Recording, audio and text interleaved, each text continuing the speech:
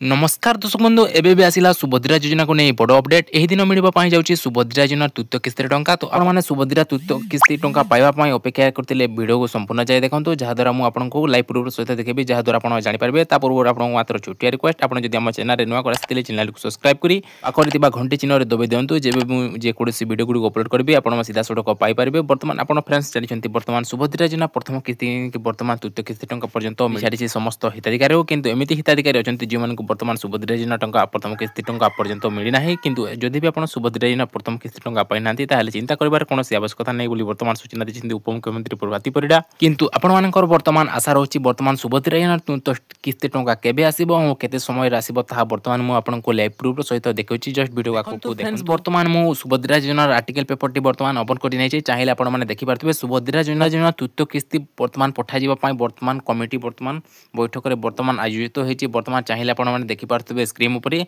Subhadra society रो चतुर्थ परिचालना परिषद बैठक रे राखी पूर्णिमा रे सुभद्रा रो हिताधिकारी को मिली पारिबो तृतीय किस्ती वर्तमान सफा सफाई रे कुहा जायछि आपण माने चाहिले देखि पारथिबे स्क्रीन उपरे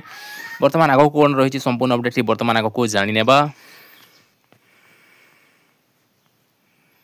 उन्नयन कमिशन तथ्य अतिरिक्त मुख्य प्रशासन सचिव अनुवर्गक अध्यक्षतार लोकों सेवा अनुपस्थित सम्मिलन कक्ष रे सुभद्रा सोसाइटी चतुर्थ परिचालना परिषद बैठक बुधवार अनुष्ठित होईछि किंतु आसंता राखी पूर्णिमा अगस्त 9 तारिख रे सुभद्रा तृतीय किस्ती प्रदान प्रस्ताव को एही बैठक रे अनुमोदन करा जायछि देखंतु आपनको वर्तमान आसंता राखी पूर्णिमा अगस्त 9 तारिख रे वर्तमान मिलिबा पाई जाउछि सुभद्रा योजना तृतीय किस्ती रे टंका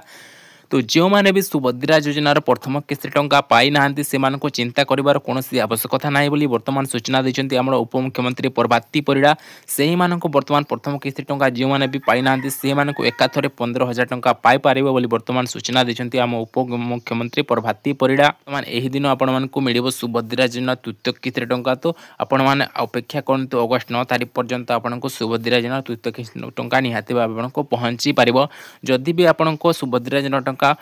पाइबा पाई अपेक्षा करचंती तो निहाती भाबे आपनको जो रहिछि डीपीटी किबा आपनको बैंक अकाउंट सहित आपनको जो आधार लिंक अछि कि नाही निहाती भाबे थोरे चेक करिनेबे जहा द्वारा सुभद्रा योजना अगस्त 9 तारिख रे पठा जाउतबा तृतीय किस्ती अवसर रे आपनको टंका टे पहुंची पारिबो जदि भी आपनको सब डॉक्यूमेंट गुडी ठीक करिवे नाही ताले आपनको सुभद्रा योजना तृतीय किस्ती टंका मध्ये पहुंची न पारे।